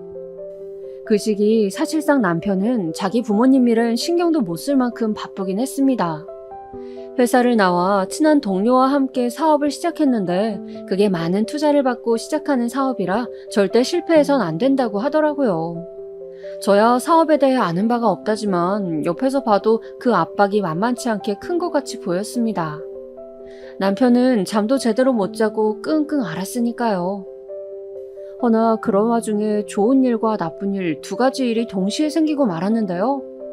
먼저 좋은 일은 제 뱃속에 아이가 들어선 것이었습니다. 남편과 아이를 계획하긴 했지만 생각보다 빨리 들어선 터라 당황스럽기도 하고 제 안에 생명이 들어섰다는 사실이 신기하기도 놀랍기도 했습니다. 아이가 생기자 남편도 너무나 기뻐했고 친정 부모님께서도 각별히 몸조심하라며 안부 전화를 넣어주셨죠. 특히 임신 초기에는 애가 떨어질 수도 있으니까 조심해야 한다. 알았지? 알겠어요, 엄마. 저희 친정엄마께선 한번 유산의 아픔을 겪어보신 분이라 제게 특별히 더 몸을 조심할 것을 강조하셨습니다. 허나 집안에 이런 경사가 생긴 지 얼마 되지 않아 너무나 예기치 못한 소식을 듣고 말았어요. 네? 아빠가요? 알겠습니다. 지금 갈게요. 여보, 왜 그래? 그게... 바로 시아버지의 부고 소식이었죠. 장례식 날의 분위기는 그야말로 새카만 먹구름처럼 어두웠습니다. 시어머니는 제대로 일어나시지도 못하며 땅을 치고 우셨고 시골 어르신들 역시 시아버지의 죽음을 안타깝게 여기셨어요. 젊은 사람이 같다면서 한순간에 남편 잃고 홀로 된 시어머니의 처지를 안쓰러워하셨습니다. 그런 시어머니를 장례식 내내 보필한 건 며느리인 저였어요. 다른 자식들도 있긴 했지만 시부모님과 젊었을 적부터 사이가 좋지 않아 인연 끊은 자식들도 덜어 있었고 어쩐지 다들 시어머니의 아픔엔 무관심해 보였어요. 결국 며느리인 제가 시어머니를 옆에서 챙길 수밖에 없었죠. 나중엔 남편마저 장례가 끝나고 이런 말을 하더라고요. 참, 우리 형들도 비정해. 뭐가? 아버지 장례식인데도 저렇게 얼굴 빼꼼 내비치고 가버리잖아. 아무리 인연 끊었다 치지만 진짜 이러는 법이 어딨어? 인간 같지도 않은 것들. 남편은 짐승만도 못한 인간들이라며 분개했어요. 시어머니 역시 자식들이 그리 나오니 내색하진 않았지만 엎친 데 덮친 격 그 상심도 크신 것 같았어요. 장례가 끝나고 시아버지를 완전히 보내드리고 난 뒤엔 시어머니를 집까지 모셔다 드렸지만 가는 동안에도 아무 말 안 하셨고 도착하신 후에도 그저 묵묵히 하늘만 바라보실 뿐이어서 조금 걱정이 되더라고요. 어머님 괜찮으세요? 됐다, 이제 가라. 나 혼자 있으련다. 그래도 엄마 같이 있어야지. 나도 회사 잠깐 안 나가도 돼. 가라니까. 귀찮다. 가라 제발. 혼자 있고 싶다. 시어머님께서 그리 혼자 있을 수 있다고 가라 하니 저희 부부도 어쩔 수 없이 심란한 얼굴로 돌아왔어요. 가끔씩 남편은 시어머니를 걱정하여 주말에 저와 함께 댁에 다녀오자고 할 때가 있었고 그럴 때면 저도 기꺼이 따라 나섰지만 시어머니는 그대로였습니다. 갈 때마다 왜 왔냔 반응이었죠. 그렇게 저는 애를 품은 채 태교를 하고 남편은 남편대로 바쁜 나날을 보내던 무렵이었습니다. 그러던 어느 날 장을 본 사이 저희에게 연락이 와 있었습니다. 전화를 받아보니 시골 이장님이셨어요. 이장님께서는 다급한 말투로 얼른 여기로 와봐야겠다라고 말씀하셨어요. 무슨 일인데 그러세요? 그게 말이야. 자네 시어머니께서 오늘 아침에 농약 먹으려던 걸 발견해서 지금 내가 옆에 있는 중이라네. 혹시나 허튼 짓 할까 싶어서 말이야. 네? 어머님께서 농약을요? 네, 시어머니께서 바로 농약을 먹으시려 했다는 거예요. 황급히 남편과 가보니 시어머니는 그새 체중이 더 빠지셨는지 몰골이 말도 못하게 야위어 계셨습니다. 저희가 와도 본체 만체 그저 허공만 바라보셨고 죽어야 하는데 내 수명이 너무 길다라는 말씀만 늘여놓고 계셨죠. 답답했던 남편이 엄마, 아빠 따라가려고 농약 먹으려 했던 거야? 정말 그런 거야? 라고 묻자 그럼 내가 살아서 뭐하니? 낙도 없고 이젠 늙어서 사는 것도 귀찮다 하시더군요. 아, 남편의 입에서도 제 입에서도 한숨이 절로 나왔습니다. 이런 상황을 막으려고 그간 저나 남편이나 일부러 시어머니 댁에 왔다 갔다 했던 건데 말이죠. 결국 시어머니를 뒤로하고 남편과 밖으로 나와 상의를 하게 됐죠. 엄마, 이대로 둘 수 없을 것 같아. 아무래도 우리가 모시고 살아야 할 것 같은데 당분간만이라도 당신 괜찮겠어? 남편의 조심스레 묻는 말에 저는 그렇게 하자 고개를 끄덕였어요. 물론 시어머니가 저를 좋게 대해주었던 건 아니었지만 저렇게 쓰러져가는 어머니를 나 몰라라 하고 두는 것이 제 입장에서도 마음이 편치 않았으니까요. 당시만 해도 미우나 고우나 내 시어머니이니 내가 모시고 살아야겠다는 생각이 있었던 때였습니다. 그렇게 남편은 시어머니를 태우고 저희 집으로 모시고 들어왔습니다. 시어머니께선 집에 들어온 며칠간은 별 말씀도 없으셨고 밥도 제대로 안 드셨어요. 그냥 한숨 쉬며 시아버지 사진만 보고 있더라고요. 그러더니 말씀을 트시게 된 건 제가 남편 올 때를 맞춰 밥상을 차렸을 때였어요.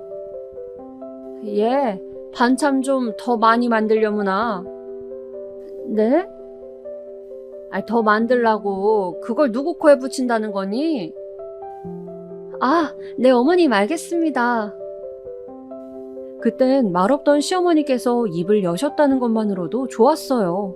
그래서 좋아라 열심히 반찬을 만들고 차곡차곡 냉장고 안에 넣어두며 콧노래를 흥얼거렸죠.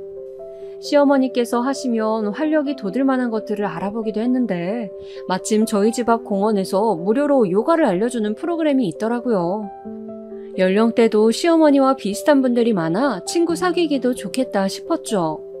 그래서 가기 싫단 손을 이끌고 어머님 한번 해봐요. 해보면 또 막상 다르잖아요. 너무 재미있을 것 같은데요? 하며 데려가기도 했습니다. 허나 시어머니는 잔뜩 입이 나와선 아유 너는 귀찮다니까 왜 이런 곳을 데려오고 그러니? 하며 성을 내곤 하셨죠. 어머님 정말 싫으세요? 그래 싫다니까. 나는 늙은이 냄새 맡는 것도 싫고 저런 것도 하기 싫어. 흉측하게 저게 뭐 하는 짓이니? 알겠어요. 그럼 그냥 우리 산책이나 해요. 걸으셔야 건강도 좋아지시니까. 시어머니 돌보기는 거의 애복이나 다름없었어요. 애를 낳으면 육아만도 분명 벅찰 텐데 내가 이 시어머니까지 어떻게 돌봐야 하나 걱정이 앞설 정도였죠. 게다가 시어머니는 이 외에도 점점 요구하는 게 많아지셨어요. 원래 식탐이 굉장히 많으신 분이었는데 입맛이 서서히 돌아오셨는지 자기 좋아하는 반찬들을 만들어내라고 하시곤 했어요. 불고기며 연근조림이며 멸치볶음, 두부조림. 저야 그저 일반 주부 정도의 요리 솜씨였기 때문에 시어머니의 그 까다로운 입맛을 맞춰가며 요리를 하기란 쉽지 않았습니다. 거기다 애 벤 채로 불 앞에 있으면 땀이 절로 흘렀는데 아무래도 배도 불러있는지라 요리하기가 더 쉽지 않았죠. 근데도 시어머니는 얘 왜 이렇게 늦냐? 아니 무슨 조림 하나 만드는데 시간이 이리 걸려. 10분이면 뚝딱 해치우는걸. 됐다 내가 해야겠다. 나와봐라. 하곤 저를 밀어내곤 하셨죠. 아니 너 회사 일 하기 전에 자취하면서 혼자 요리해먹고 그랬다 하지 않았니? 아님 집에서 엄마가 이런 것도 안 알려주든? 아이고 여자가 살림하는 게 이래서야 집안이 돌아가겠어? 애 낳으면 잘도 돌아가겠다 아주. 솔직히 말해 시어머니가 이런 푸념 섞인 말을 내뱉으며 국자를 휘저으시면 그 옆에 있던 저는 절로 위축될 수밖에 없었습니다. 시간을 주고 기다려주면 될 걸 늘 자기 멋대로 하시며 나오는 말들을 입 밖으로 내뱉으시는 어머님에게 섭섭할 수밖에 없었습니다. 그래도 그땐 뭐 아버님을 잃으신 슬픔이 아직 가시지 않아 그러시겠지 하며 넘어갔어요. 생각해보면 그게 얼마나 머저리 같은 일이었는지 지금에서야 알게 되었지만 말입니다. 남편은 당시 출장이 굉장히 많았어요. 사실 시어머니와 저 사이에 남편이라도 있었다면 차라리 분위기가 좀 나았을 텐데 무슨 놈의 출장이 그리 많은지. 출장을 줄이면 안 되겠냐 해도 회사 일이 원체 바빠 그럴 수가 없다 했습니다. 그러면서 남편은 이제 우리 애도 태어나는데 내가 더 열심히 해야지. 라고 말하곤 했어요.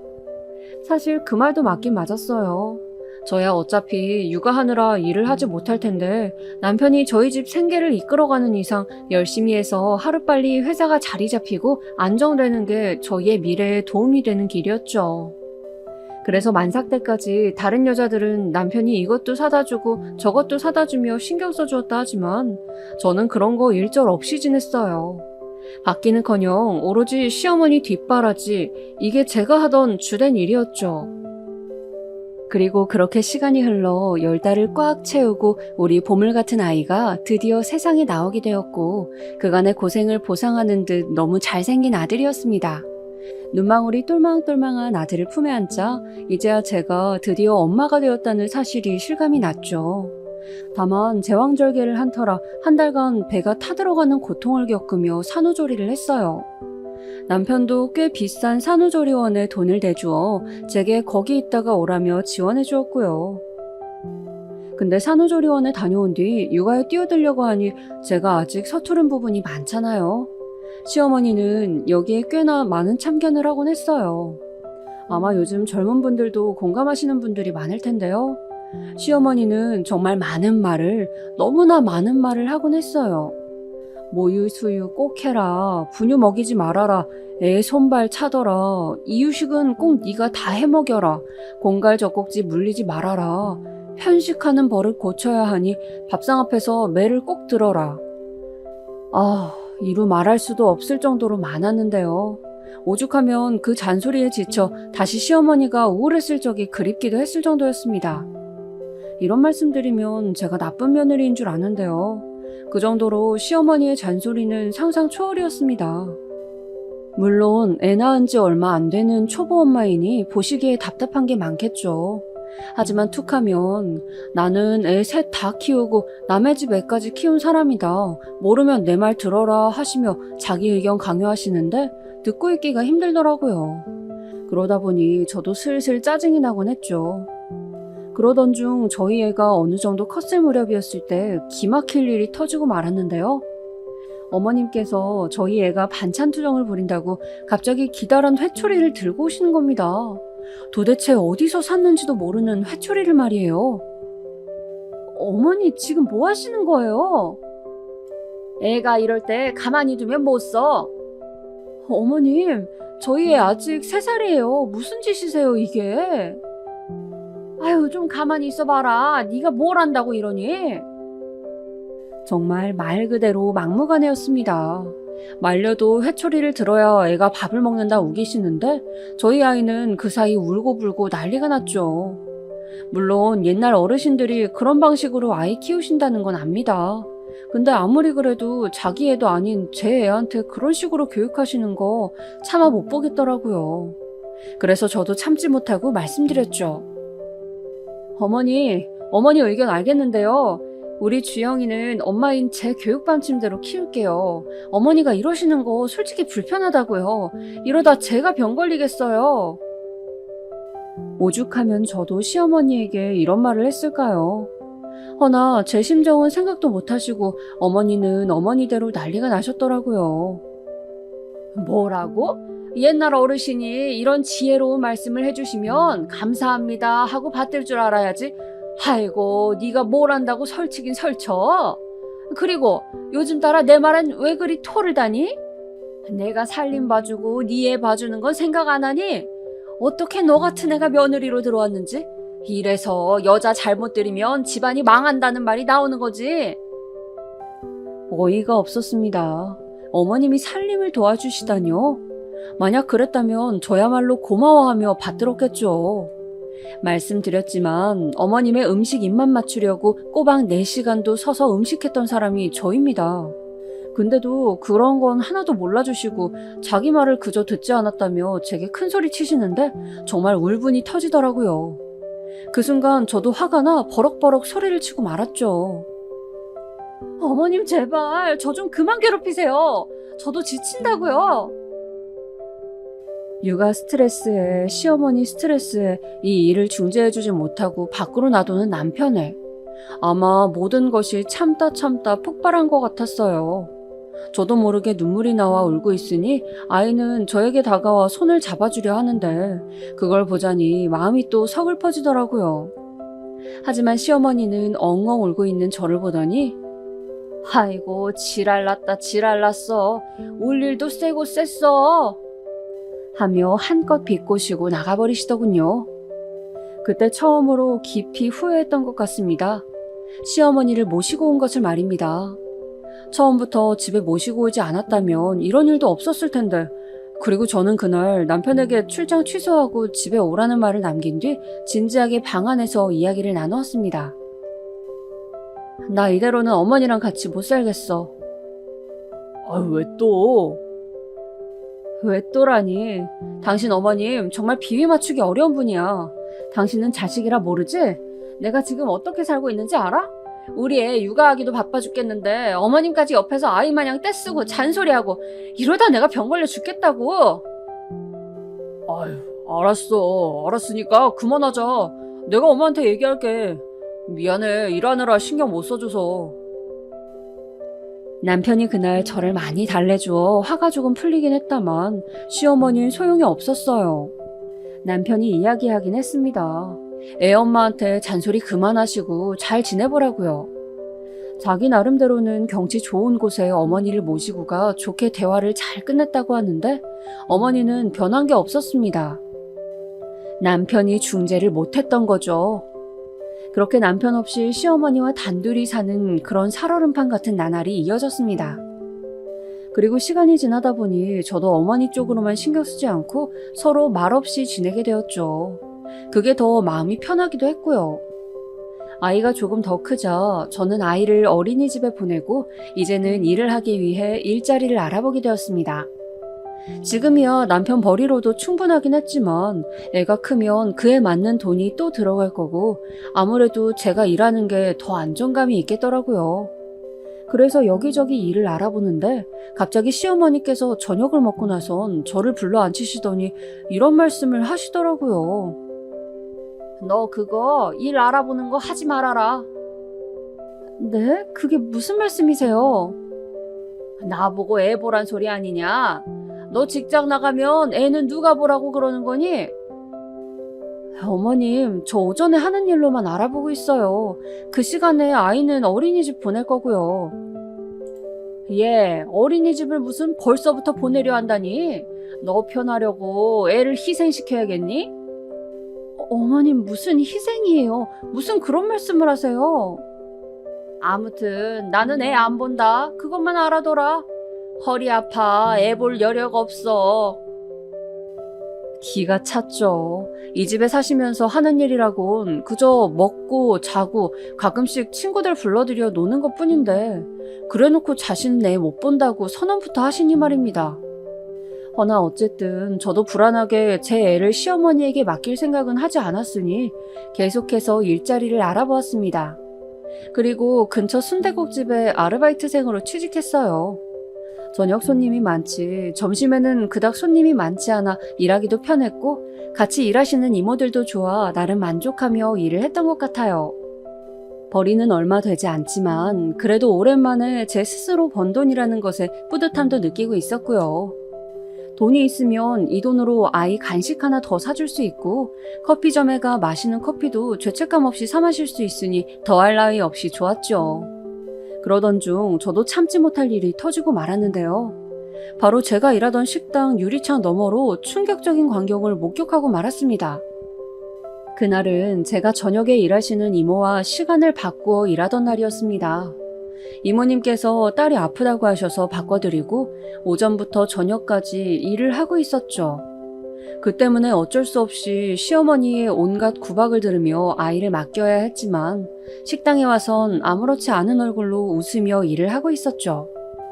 그날따라 손님이 많아 정신없이 바쁘게 몸을 움직였던 것 같아요.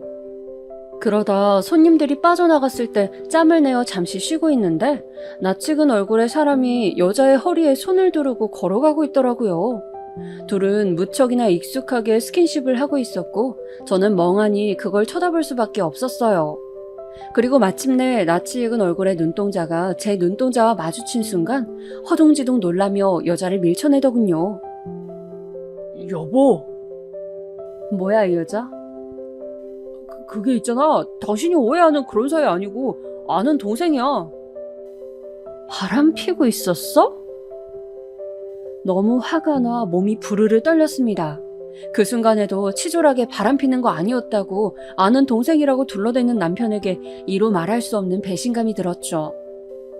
집에 맡겨진 아이 얼굴이 생각나면서 급기야 화가 폭발해 남편 놈의 멱살을 붙잡았습니다. 사람들이 지나다니는 길거리에서 어떻게 네가 나한테 이럴 수 있냐고 고래고래 소리를 질렀습니다. 나는 당신 어머님 모시고 독박 육아하면서 단 한 번도 당신이 바람피고 있다는 상상조차 하지 못했어. 우리 성실한 남편 가정 위에 열심히 돈 벌고 있으니 나도 돈 벌어야지 그 생각하고 있었다고. 근데 어떻게 이럴 수가 있어? 당신이 그러고도 사람이야? 네가 사람이야? 저는 그대로 길거리에 주저앉아 통곡했어요. 그 상황이 되니 사람들 시선이고 뭐고 보이지 않더라고요. 그저 흘러가 버린 내 청춘, 내 세월만이 떠오르며 그 지난 시간이 모두 후회와 자책으로 범벅되었습니다. 그런데 그때 결정적으로 남편의 상간녀가 던진 말은 저를 또 다른 구렁텅이로 빠뜨렸어요. 언니, 이 오빠한테 왜 이렇게 집착해요? 이 오빠 우리 가게 VIP예요. 만나는 여자가 나 하나만은 아닐 텐데요. 너 무슨 소리 하는 거야? 조용히 안 해? 왜? 나보고 아는 동생이라며? 아는 동생이 충고 좀 해주는 거야. 언니가 불쌍하니까 말해주는 거라고. 언니, 이 남자 바람핀 지 5년은 좋게 넘었어요. 가정 등진 지 오래라고요. 남편이 아는 동생이라 하자 거기에 열받았는지 상간녀는 폭로전을 펼쳤고 그 목소리는 그대로 제 귀에 꽂혀 들어왔어요. 그리고 저는 그 즉시 남편의 뺨을 날려버렸고요. 너 같은 자식을 내가 남편으로 생각하고 둔 게 한이다. 이혼해. 남편은 몇 날 며칠 저를 붙잡고 설득하려 했습니다. 바람핀 남자들 걸리면 용서 비는 그 특유의 수법 있잖아요. 이젠 절대 안 피겠다. 우리 애라도 생각해달라. 뭐 그런 것들 말이에요. 근데 오히려 저는 남편이 글이 나오자 더 역겨웠습니다. 그래서 친정 부모님께 알리고 바로 이혼 소송에 들어가려고 했죠. 근데 여기서 한몫한 게 바로 시어머니였습니다. 시어머니는 제가 아이 없고 친정에 가려 하자 저를 붙잡더라고요. 처음에 저는 당연히 회유하려는 거라고 생각했습니다. 근데 아니더라고요. 너 꼭 그렇게까지 해야겠니? 이혼 소송 말인가요? 네가 뭐 잘한 게 있니? 너도 잘한 거 없잖니? 그러니 남편 관리 잘했어야지. 남자들은 원래 그런 거다. 여자들이 관리 못하면 한눈 판다고. 지금 어머님 무슨 말씀을 하시는 거예요? 제가 그러니까 남편 바람피게 만든 장본인이라고요? 애 낳고 축 늘어진 몸으로 남편 맞이하고 있으니 걔가 널 여자로 볼 일이 있겠니? 내가 내 아들이라도 그랬겠다. 네가 소송까지 간다니까 하는 말이다. 괜히 소송이니 뭐니 일 복잡하게 만들지 말고 너 잘못도 있으니 인정하고 합의해라. 아마도 시어머니는 제가 이혼 소송에서 위자료 재산 분할이라도 많이 챙겨올까봐 그게 걱정이 되셨나 봅니다. 그러니 저러셨겠죠. 원래 제 성질 같았으면 집안을 뒤집어 엎든 한마디 아닌 10마디라도 했겠지만 왜인지 그 순간엔 마음이 차분해지면서 그러고 싶지가 않더라고요. 어차피 이제 시어머니도 아닌 남에게 감정 소모하고 싶진 않았달까요? 그래서 조용히 애를 데리고 집을 나와버렸습니다. 친정에 있는 동안은 마음을 많이 정리하려고 노력했던 것 같아요. 그런데 막상 이혼을 하려 하니 제 현실이 아직까지 아이를 키우기엔 부족하다는 걸 차츰 깨닫게 되더군요. 모아놓은 돈도 한 푼 없는 데다 제 힘으로 어린애를 돌보기엔 아직 부족했습니다. 인정하기 싫은 비참한 현실이었지만 그게 제가 처한 상황이었어요. 물론 남편이 주는 위자료도 어느 정도 있겠지만 그것만으로는 분명 한계가 있었습니다. 그래서 저는 결심했어요. 이번 한 번만 눈 감기로 말입니다. 남편의 부정을 눈 감는 대신 이를 바득바득 깔아서 제 힘으로 일어서 보기로 결심했죠. 그리고 친정엄마께서 이를 알아들으시곤 저에게 조금의 지원금을 내주셨습니다. 그때 엄마가 하신 말씀이 제게 큰 위로이자 살아갈 힘이 되었고요. 지혜야, 많이 힘들지. 근데 살아보니까 말이다. 사람이 살다 보면 큰일도 겪고 하는 거란다. 지금에야 큰일처럼 느껴지겠지만 나중엔 먼지처럼 아무 일도 아닐 수 있는 거고. 엄마는 그렇게 생각해. 우리 지혜가 지금 겪는 일, 지금은 버티기도 견디기도 힘든 일처럼 느껴지겠지만 사실은 그저 사는 과정 중 하나일 뿐이야. 너는 잘 이겨낼 수 있어. 무엇보다 너는 주영이 엄마잖아. 엄마는 뭐든 할 수 있어. 엄마는 우리 딸 믿어. 이 돈 크진 않지만 배우고 싶은 거 있으면 배우고 해보고 싶은 거 있으면 해봐. 엄마의 믿는다는 말 한마디. 그 한마디가 전 그토록 듣고 싶었나 봅니다. 그 순간 엄마의 품에 안겨 아이처럼 오열하고 말았으니까요. 그 뒤 힘을 내어 제가 할 수 있는 일들을 알아보기 위해 이것저것 찾아보다 미용 일을 시작하게 되었습니다. 친하던 언니가 미용실을 하고 있었는데 이쪽으로 소질이 있는 것 같으니 한번 해보라고 하더라고요. 당시 지푸라기라도 잡고 싶은 심정이었기 때문에 저는 더 망설일 것도 없었어요. 미용 일을 열심히 배웠고 언니는 미용실에서 일하면서 고객들도 확보해 나갔죠. 그리고 하다 보니 이 일이 저랑 정말로 적성에 맞는다는 걸 알게 되었어요. 집에서 시어머니와 말씨름만 하고 있으니 몰랐는데 제가 사람 만나는 것도 좋아하고 고객 머리 만져주는 손재주도 꽤 있더라고요. 저의 단골 고객들이 생겨나가자 같이 일하는 언니도 제가 도움이 된다며 무척 기뻐했습니다. 물론 제가 밖에서 나가 일을 하니 아이 돌봐주는 사람이 없었지만 그건 남편이 알아서 해결해 주더라고요. 시어머니는 돈지랄이라며 못마땅해 했지만 저로서는 한시가 급했으니 애를 돌봐주는 아주머니에게 때론 과일까지 챙겨드리며 잘해드렸어요. 그리곤 밖에 나가 열심히 일을 했습니다. 언젠가 제 미용실을 여는 게 목표였기 때문에 미용일로 번 돈은 꼭 필요한 비용 아니면 절대 쓰지 않고 한 푼 한 푼 모두 저축해두었어요. 그렇게 3년이 지나자 이 고난에도 끝이 다가왔습니다. 저는 드디어 꿈에 그리던 미용실을 열 수 있게 되었죠. 시어머니는 일을 두고 무슨 미용실이냐? 참 오기도 하겠다. 괜히 돈 나가는 짓거리만 하고 앉아있네. 망하면 네가 다 책임져라. 하면서 재를 뿌렸지만 신경도 쓰지 않고 일에 집중했어요. 개업 후 제일 중요하게 생각했던 건 홍보 마케팅인데요.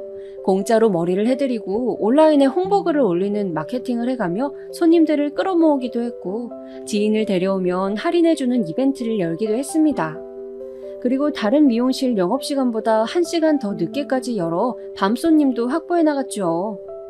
그러자 손님들은 어느새 저희 가게들로 몰려들기 시작했고 저도 슬슬 마음의 준비를 할 수 있게 되었습니다. 네, 이제는 제 오래된 계획을 이행해 나갈 때가 온 거였죠. 그런데 어느 날 이 상황을 지켜보던 시어머니는 한마디 하더군요. 얘, 너 그거 미용실인가 뭔가? 나도 한번 가련다. 친구 끌고 가도 되지? 명색이 며느리인데 머리 잘해야 한다. 저는 그에 웃으며 대답했습니다. 그럼요, 꼭 오시라고요. 친구분까지 잘해드리겠다면서 말이죠. 시어머니는 제가 미용실을 차렸을 때부터 무슨 나이든 여자가 미용실을 차리냐며 어차피 안 올 거란 식으로 부정적인 말들을 하곤 했습니다. 근데 미용실이 잘 되는 것 같자 자기도 숟가락을 얹고 싶은 모양이더라고요. 시어머니의 그런 변한 태도를 보니 속으로 고소하기도 하고 통쾌하기도 했습니다. 드디어 시어머니가 오시는 날 저는 일부러 가게를 정리할 때쯤 전화를 했습니다. 얘, 우리 머리 잘해줘라. 이쁘게 해줘야 돼. 특히 내 머리는 예민한 거 알지? 그럼요. 앉으세요, 어머니. 저는 잠시 시어머니의 머리를 먼저 빗으며 거울 너머 얼굴을 한번 바라봤습니다. 사람의 성격이 얼굴에 드러난 건지 시어머니는 한껏 힘줄궂은 인상을 하며 조용히 눈을 감고 계시더군요. 그 얼굴을 보고 있자니 제가 지금까지 들은 수발이 생각나 가슴 한편이 꽉 조여왔습니다. 남편이 바람난 걸 용서하겠다 하고 다시 집에 들어왔을 때도 시어머니는 이런 말씀을 하셨거든요. 그러니까 내가 말했지. 어차피 질싸움 하지 말라고. 이렇게 고개 숙이고 기어들어올 거면서 무슨 그런 유난을 부렸던 거야? 네가 뭘 할 줄 안다고. 앞으로 네 서방 잘 받들고 살아라. 참 지독한 말이었습니다. 얼마나 지독한지 그때 그 말을 했던 상황과 말, 시어머니의 표정까지 모두 기억이 나니까요. 그런데 시어머니는 눈을 감은 채 그런 말을 하더군요. 너 이 미용실 수입 있잖니? 이거 꽤 상당할 것 같은데 허튼 데 쓸 생각하지 말고 나한테 맡겨둬라. 내가 잘 관리해 줄 테니까. 괜찮아요, 어머님. 너 나 못 믿니? 젊은 네가 돈 관리하는 것보단 내가 하는 게 이자도 붙고 좋아. 우리 애랑도 상의 끝났으니까 그리 하라. 상의요? 남편과 상의를 하셨다고요? 그럴 리가 없을 텐데요. 웃기더군요. 그때쯤 저는 이미 남편과는 언제 갈라설지 계획까지 다 세웠을 때였고 흥신소를 통해 남편이 바람핀 증거까지 수집한 이후였습니다. 그걸 모르고 시어머니는 저런 소리를 해대고 있었죠. 게다가 이런 말까지 하더군요. 너 이 미용실 내 아들 아니면 잘 될 수 있었겠니? 막말로 우리 아들이 돈 써서 애 돌보미 아줌마 해주니까 네가 일도 배우고 할 수 있었던 거 아니야. 그럼 고마운 줄 알아야지. 너 내가 내일 통장 만들 테니까 버는 수입 꼬박꼬박 입금해라. 알겠어? 저는 그 순간 바리깡을 들었어요. 어머님 얘긴 나중에 하고요. 머리 정리부터 해드릴게요. 그래, 똑바로 해라. 시어머니의 말이 끝나자마자 저는 바리깡으로 시어머니 머리 한가운데를 확 밀어버렸습니다. 아주 시원하게 말이죠. 그 후 시어머니와 친구분의 비명이 요동쳤고 그 자리에 있던 전 태연하게 머리 다 되었다며 가운을 벗겨드렸어요. 너 지금 미쳤니? 내 머리를 어떻게 한 거야? 시어머니는 이러고도 네가 무사할 줄 아냐며 미용실이 떠나가라 소리를 지르더군요. 거기다 남편까지 불러 모두 미용실에 모이게 했습니다. 남편은 너무했다며 제게 뭐라 한 소리 했지만 저는 거기에 대고 조용히 말했습니다. 이혼하자고요. 뭐? 이혼? 그래, 이혼. 소송 갈 거야. 그리고 당신 엄마 데리고 이제 나가줘. 너 이 뻔뻔한 계집애 같으니라고? 우리 아들 등골 빨아먹으며 차린 미용실 잘 되니까 이제 내쫓겠다? 너 미쳤니? 뻔뻔한 건 아줌마죠. 바람핀 아들내미 두둔하는 것도 모자라 하나뿐인 며느리 가정부 노릇 시키고 그만치 구박하셨으면 충분하지 않으셨어요? 제 입에서 더 험악한 소리 나오기 전에 이제 나가시라고요, 아줌마. 시어머니는 기가 차 말도 내뱉지 못했어요. 그렇게 저는 남편과 이혼하게 되었고 위자료에 양육권까지 얻은 후 지금은 아이와 잘 살고 있습니다. 물론 워킹맘으로 사는 게 가끔은 힘들기도 하지만 지옥 같던 결혼 시절을 생각하면 일할 수 있는 지금이 제겐 너무나 행복한 시기입니다. 지루하셨을 제 이야기 여기까지 들어주셔서 너무 감사드리고요. 여러분들께서도 본인의 삶 자유롭게 선택하시고 마음껏 행복하셨으면 합니다. 그럼 이만 글을 줄일게요.